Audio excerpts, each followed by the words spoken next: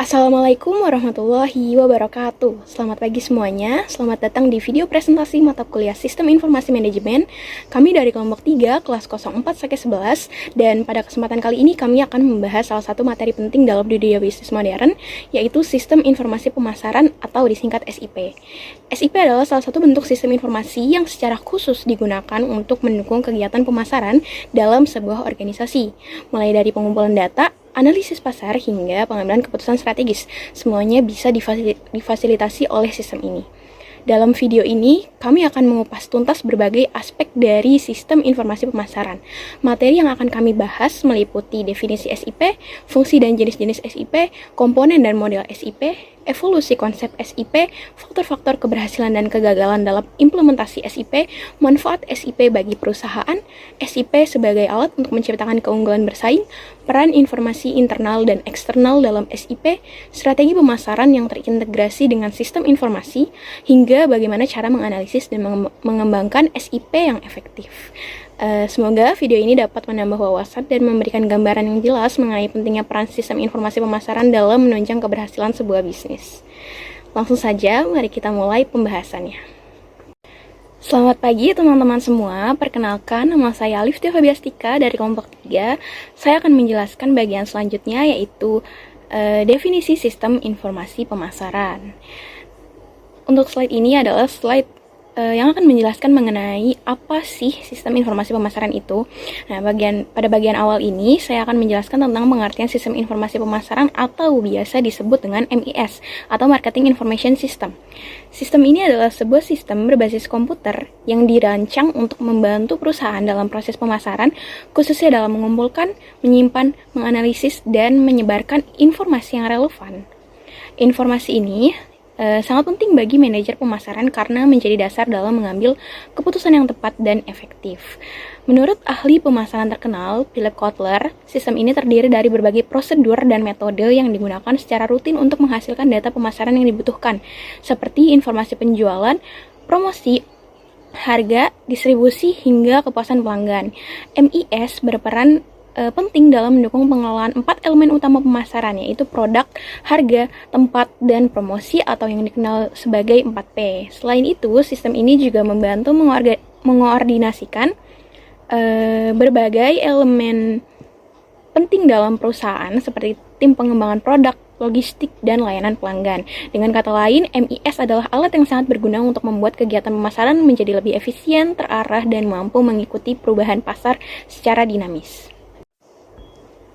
Oke, pada slide selanjutnya ada karakteristik sistem informasi pemasaran. Sistem informasi pemasaran memiliki 3 karakteristik utama yang membedakannya dari sistem informasi biasa.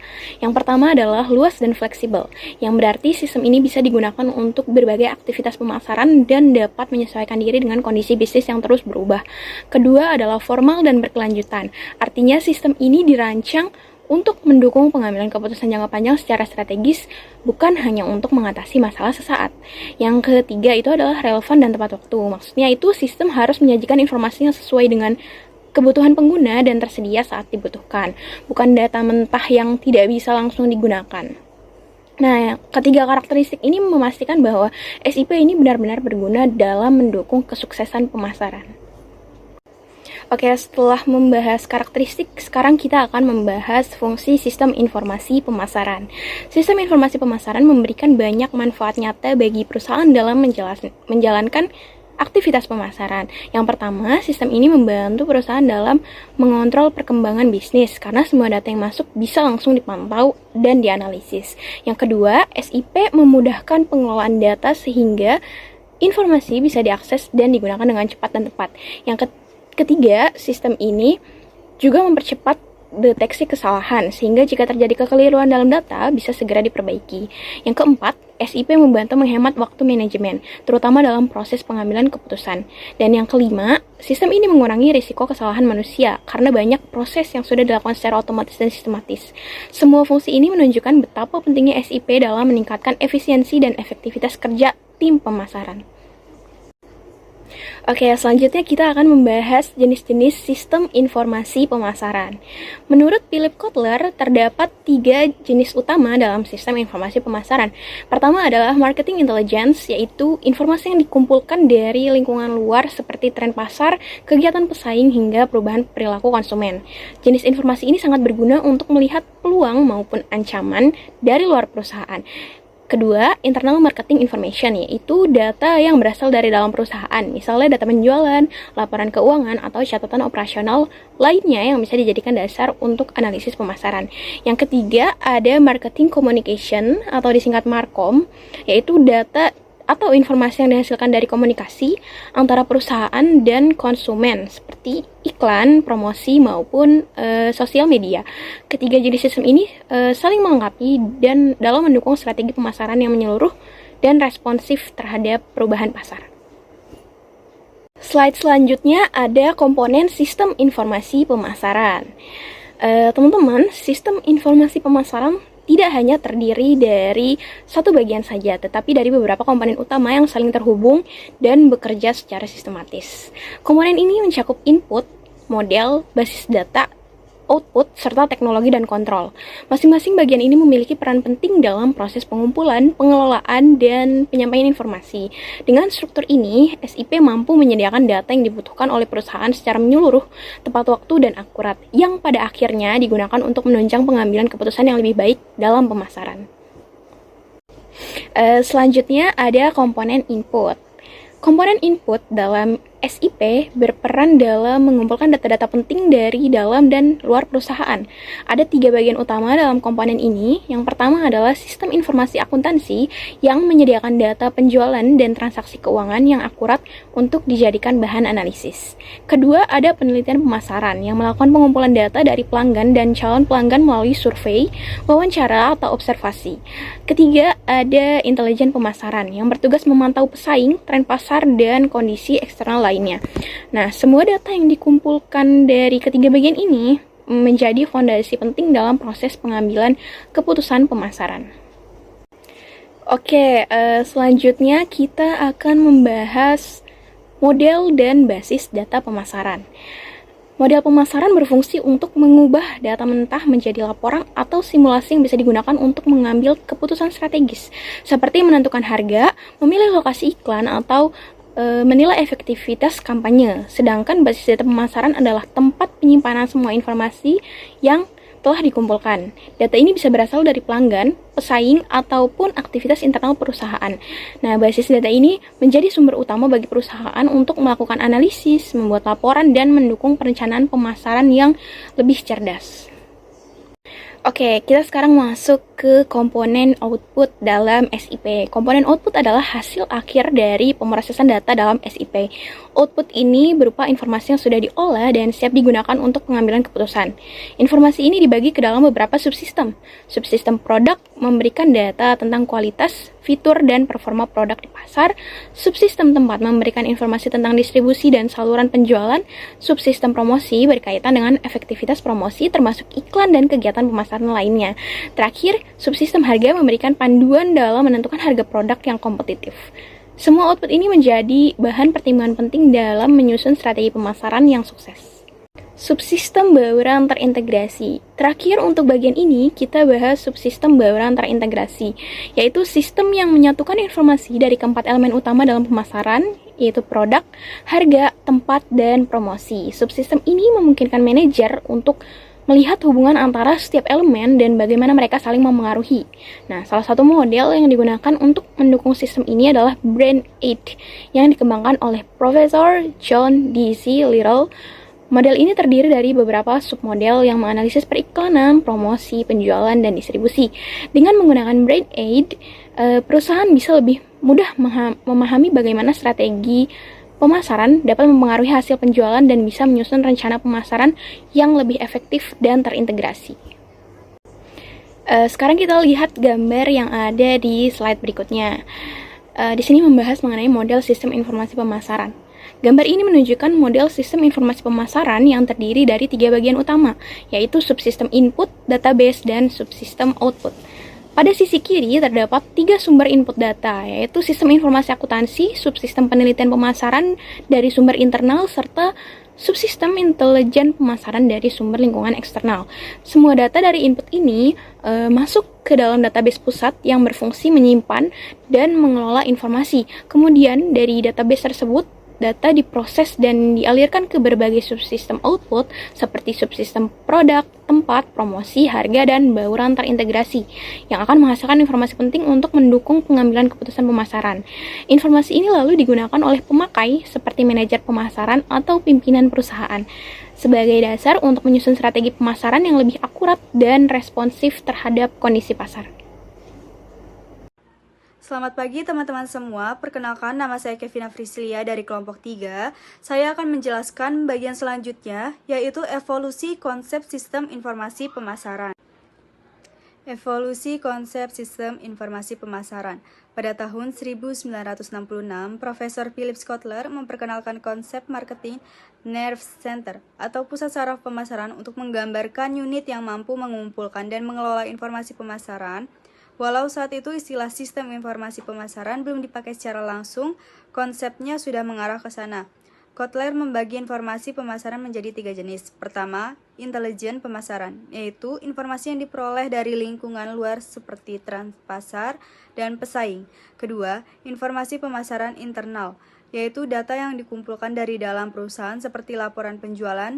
Dan ketiga, komunikasi pemasaran, yaitu informasi yang dikirim dari perusahaan ke lingkungan luar melalui media promosi atau iklan. Assalamualaikum warahmatullahi wabarakatuh. Perkenalkan, nama saya Kayla Frilia dari kelompok 3. Saya akan menjelaskan bagian selanjutnya, yaitu faktor keberhasilan dan kegagalan sistem informasi pemasaran. Faktor keberhasilan dan kegagalan sistem informasi pemasaran menurut O'Brien dan Maracas, keberhasilan atau kegagalan penerapan sistem informasi pemasaran di sebuah organisasi tergantung pada beberapa faktor utama. Sistem informasi pemasaran akan berhasil apabila mendapatkan dukungan penuh dari manajemen puncak, memiliki perencanaan yang matang, kebutuhan sistem yang jelas, serta harapan yang realistis terhadap hasilnya. Sebaliknya, kegagalan bisa terjadi jika manajemen kurang terlibat, tidak adanya arahan atau perencanaan yang jelas, tujuan penerapan sistem tidak spesifik, dan kebutuhan pengguna tidak dipahami dengan baik. Jadi, penting bagi perusahaan untuk mempersiapkan semua aspek tersebut sebelum menerapkan sistem ini agar hasilnya menjadi maksimal. Manfaat sistem informasi pemasaran. Sistem informasi pemasaran memiliki berbagai manfaat yang sangat berguna bagi perusahaan. Salah satunya adalah membantu perusahaan memahami apa yang dibutuhkan oleh pelanggan. Dengan melihat dari data aktivitas pemasaran, perusahaan bisa mengetahui produk atau layanan apa yang paling diminati. Selain itu, sistem ini juga memudahkan dalam menyusun strategi pemasaran yang lebih efektif dan efisien karena berbasis dengan data.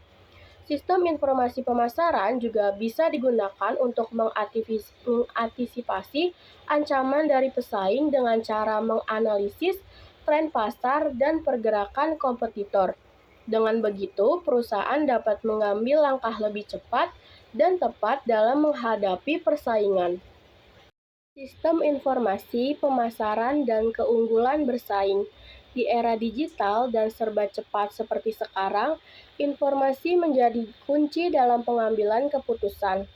Sistem informasi pemasaran membantu manajer terutama di bidang pemasaran untuk mendapatkan informasi yang akurat, terkini, dan relevan. Informasi ini sangat penting dalam membuat keputusan strategis yang bisa menentukan posisi perusahaan di pasar. Dengan dukungan sistem informasi pemasaran, manajer bisa merespon perubahan pasar lebih cepat dan membuat strategi yang lebih tajam, sehingga perusahaan dapat membangun dan mempertahankan keunggulan bersaing di tengah kompetisi yang ketat. peran sistem informasi pemasaran, dan keunggulan kompetitif. SIP memiliki peran penting dalam menyediakan informasi yang dibutuhkan manajer pemasaran untuk mengambil keputusan yang tepat. Menurut Marshall dan Lamotte, SIP bukan hanya sistem biasa, tetapi sistem yang dirancang secara formal dan bisa disesuaikan dengan kebutuhan organisasi. Sistem ini menyajikan data yang relevan dan terstruktur, sehingga perusahaan dapat mengenali peluang pasar, mengevaluasi strategi yang sedang berjalan, dan mengembangkan program pemasaran yang lebih efektif. Dengan informasi yang tepat waktu dan akurat, sistem informasi pemasaran mampu memberikan keunggulan yang kompetitif karena keputusan yang diambil berdasarkan analisis yang kuat, bukan sekedar intuisi. Pemasaran bukan hanya penjualan. Seringkali kita mengira bahwa pemasaran hanyalah kegiatan menjual produk, padahal pemasaran adalah proses yang lebih luas. Pemasaran mencakup segala hal yang dilakukan untuk menciptakan nilai bagi pelanggan, mulai dari menetapkan harga, membuat strategi promosi, sehingga menentukan saluran distribusi. Menurut American Marketing Association, pemasaran bertujuan untuk menciptakan pertukaran yang menguntungkan antara perusahaan dengan pelanggan. Dalam konteks ini, keunggulan kompetitif tidak hanya berasal dari produk itu sendiri, tetapi juga dari pengalaman pelanggan, hubungan yang dibangun, dan bagaimana perusahaan mampu memenuhi kebutuhan pasar secara menyeluruh. Penggunaan informasi dengan bijak. Informasi memang penting, tapi jika tidak dikelola dengan baik, justru bisa menjadi hambatan. Terlalu banyak data bisa membuat manajer kewalahan dan kebingungan dalam mengambil keputusan. Sebaliknya, informasi yang tidak lengkap dan tidak akurat bisa menyesatkan dan merugikan perusahaan. Oleh karena itu, sangat penting untuk memilih informasi yang benar-benar relevan dan sesuai dengan kebutuhan.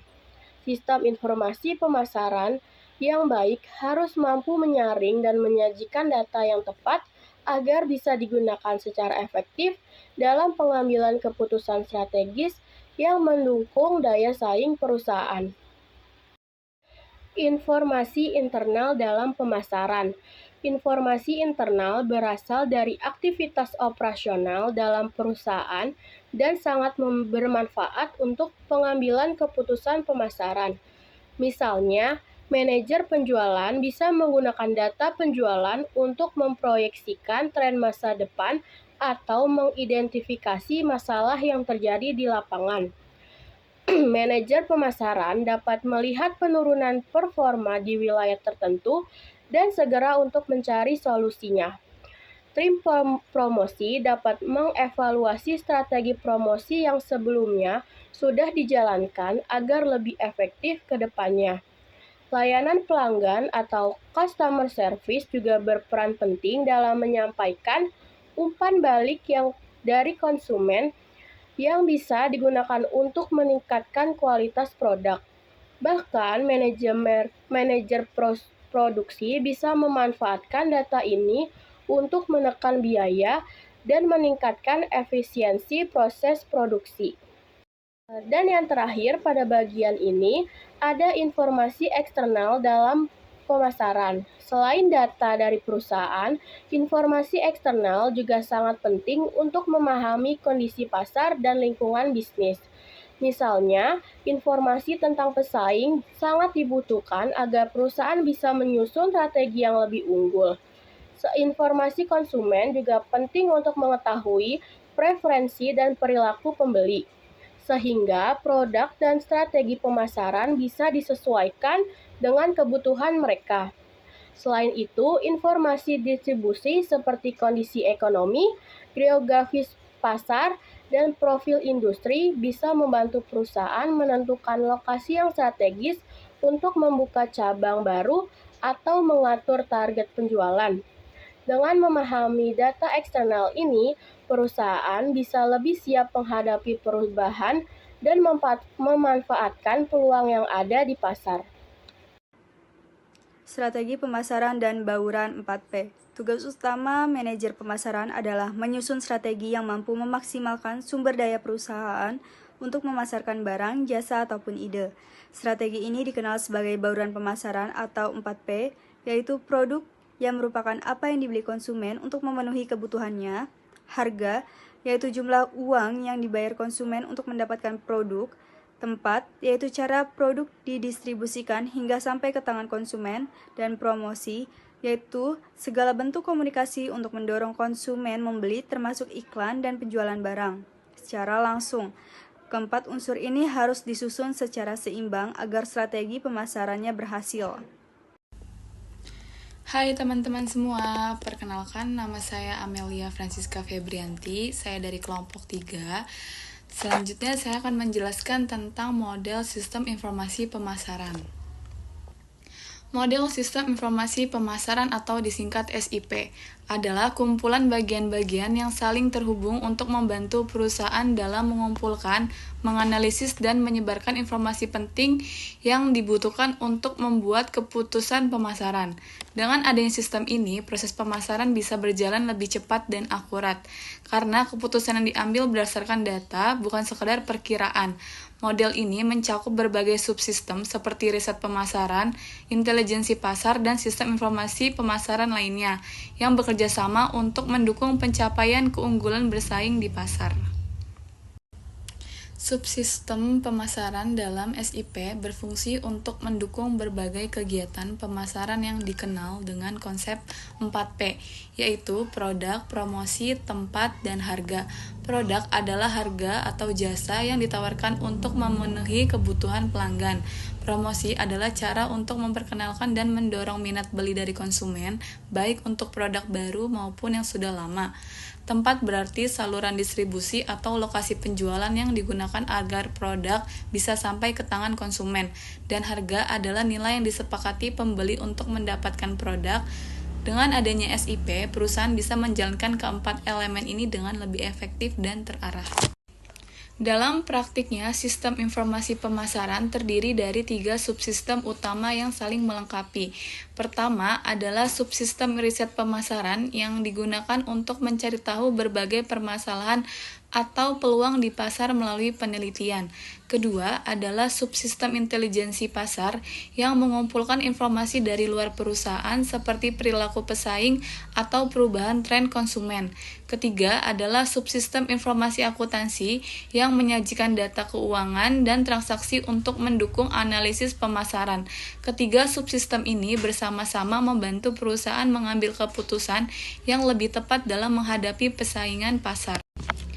Subsistem riset pemasaran membantu perusahaan memahami berbagai masalah dan kebutuhan pasar. Contohnya, melalui riset ini, perusahaan bisa mengetahui bagaimana konsumen memandang produk, posisi produk dibandingkan pesaing, serta efektivitas distribusi dan promosi.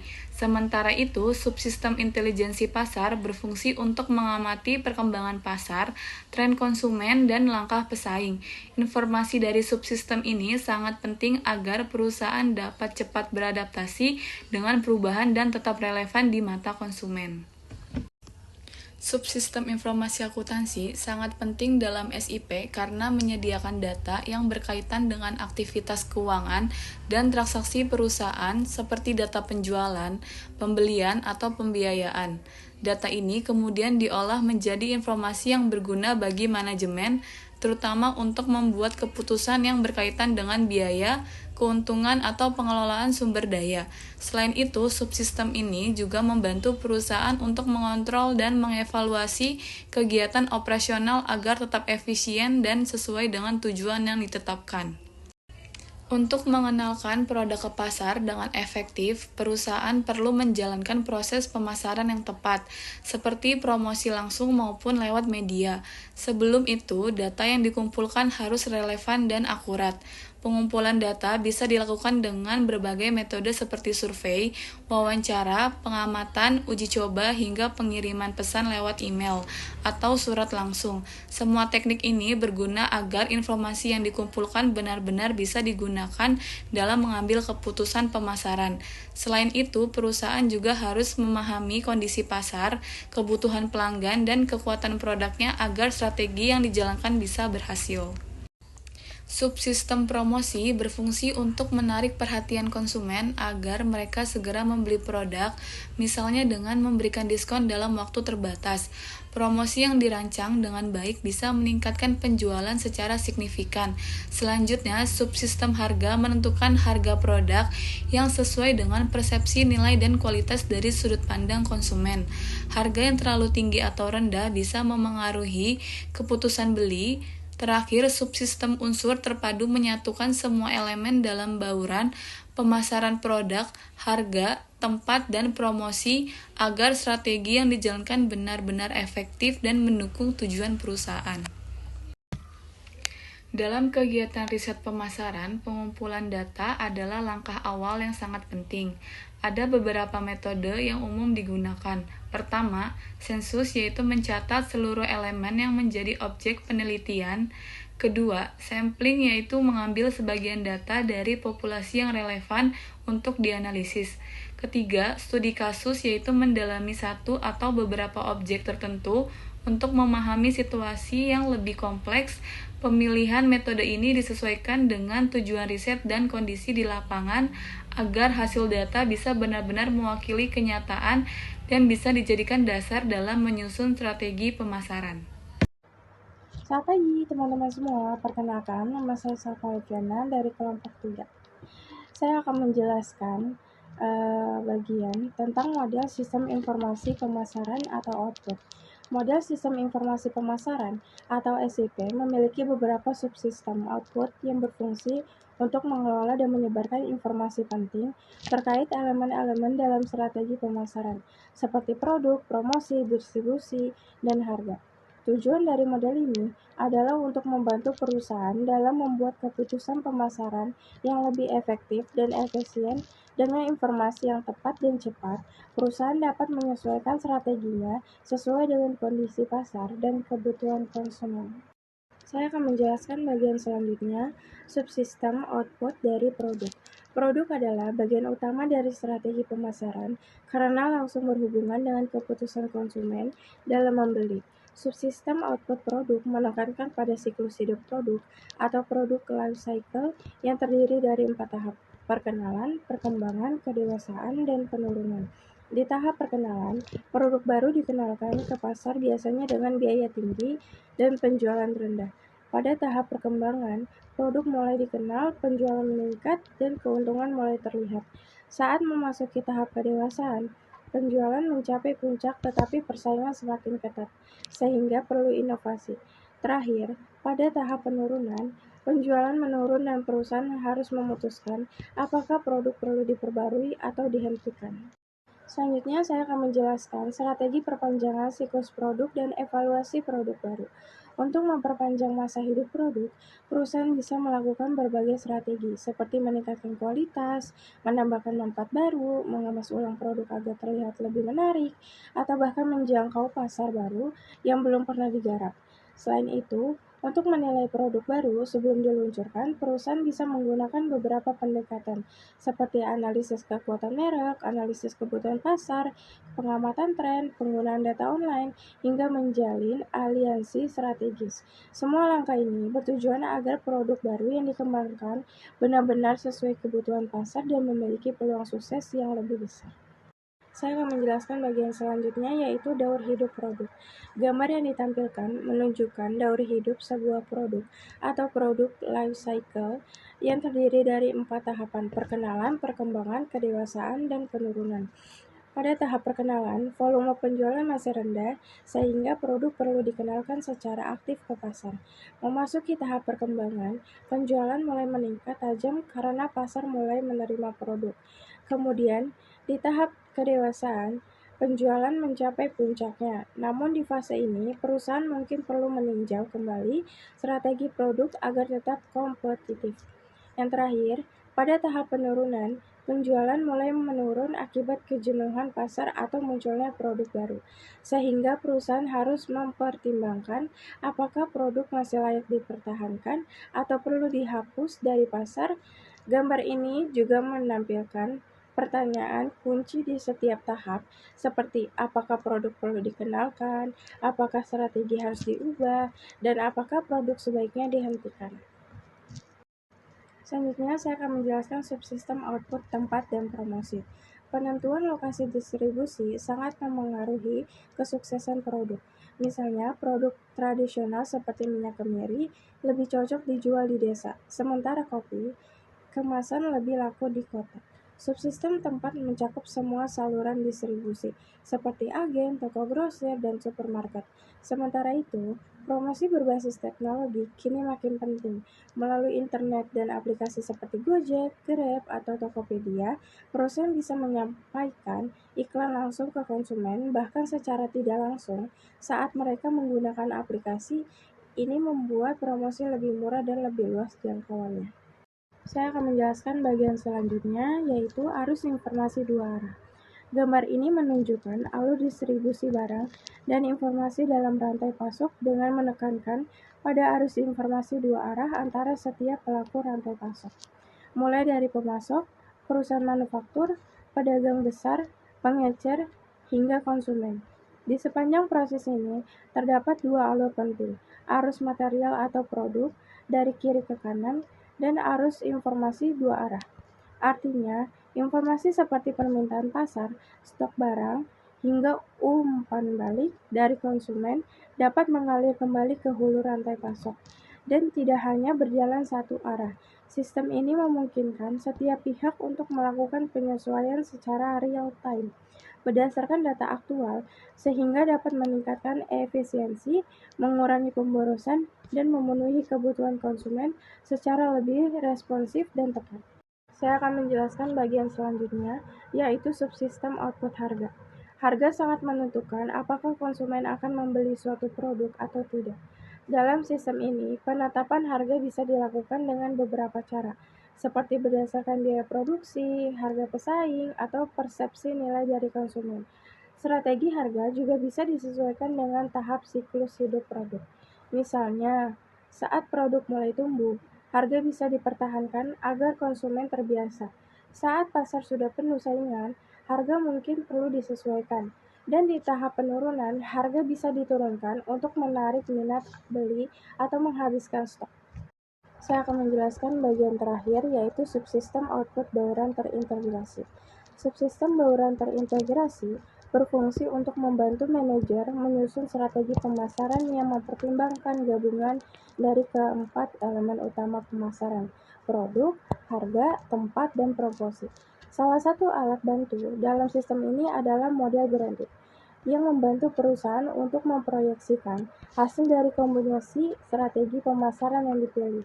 Dengan model ini, manajer bisa melihat efek dari berbagai faktor sekaligus, baik dari dalam maupun luar perusahaan, sehingga keputusan yang diambil akan lebih terarah dan berdampak positif bagi perusahaan. Menganalisis dan mengembangkan sistem informasi pemasaran. Dalam pengembangan sistem informasi pemasaran, analisis data menjadi tahap yang penting. Data yang diperoleh dari wawancara, observasi, atau dokumentasi perlu dikelompokkan, diolah, dan ditafsirkan agar menghasilkan pola dan kesimpulan yang berguna. Menurut Landay, analisis data adalah proses untuk memecah data menjadi elemen-elemen yang bisa mengungkap karakteristik utamanya. Tujuannya adalah untuk menyusun hipotesis atau kesimpulan dari data yang dikumpulkan. Hal ini membantu perusahaan dalam membuat keputusan pemasaran yang lebih tepat sasarannya. Informasi dalam perencanaan manajemen.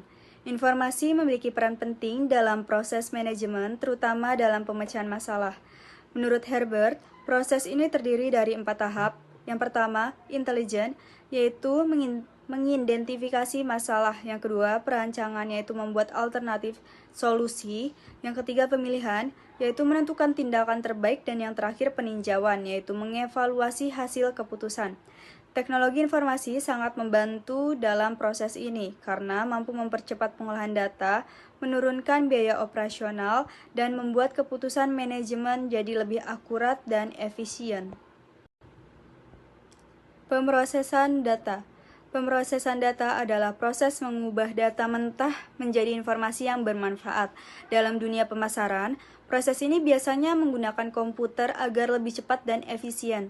Terdapat 3 jenis utama untuk pemrosesan data. Yang pertama, batch processing, di mana data dikumpulkan dan diproses secara bersamaan. Online processing, yaitu di mana data diproses langsung saat transaksi terjadi. Dan real-time system, yaitu pemrosesan yang merespon input secara langsung dalam waktu nyata. Sistem real-time sangat penting untuk kegiatan yang membutuhkan respon cepat, seperti sistem kontrol ataupun layanan pelanggan otomatis. Jenis-jenis pemrosesan data. Dalam pemrosesan data, ada 3 jenis yang umum digunakan. Yang pertama adalah pemrosesan batch, di mana data dikumpulkan dulu baru kemudian diproses sekaligus. Contohnya adalah penggajian karyawan. Yang kedua adalah pemrosesan online, yaitu pemrosesan langsung yang memberikan hasil cepat dan akurat, misalnya dalam transaksi e-commerce. Yang ketiga adalah sistem real-time, yang memungkinkan data diproses secara langsung saat terjadi input. Sistem ini sangat dibutuhkan dalam situasi kritis seperti kontrol reaktor atau sistem navigasi mobil, karena membutuhkan respon seketika. Pengumpulan data primer dalam riset pemasaran. Dalam riset pemasaran, manajer sering mengumpulkan data primer untuk memahami konsumen secara langsung. Data primer adalah data yang dikumpulkan sendiri oleh perusahaan melalui beberapa cara seperti survei, yaitu menyebarkan pertanyaan yang sama ke banyak responden. Yang kedua, wawancara mendalam, yaitu menggali informasi lebih rinci dari konsumen. Pengamatan, yaitu mencatat perilaku konsumen secara langsung, serta pengujian terkendali, yaitu eksperimen yang dirancang untuk melihat efek dari strategi tertentu terhadap respon konsumen. Teknik pengumpulan data sekunder. Selain data primer, perusahaan juga memanfaatkan data sekunder, yaitu data yang sudah tersedia dari sumber lain. Beberapa teknik pengumpulan data sekunder meliputi penggunaan mailing list, yaitu daftar email atau alamat untuk mengumpulkan informasi dari konsumen melalui pesan langsung dan direct mail, yaitu pengiriman materi promosi atau survei secara langsung kepada target pasar yang sudah dipilih. Teknik ini umumnya lebih hemat biaya dan cocok untuk terjangkaunya konsumen tertentu secara personal.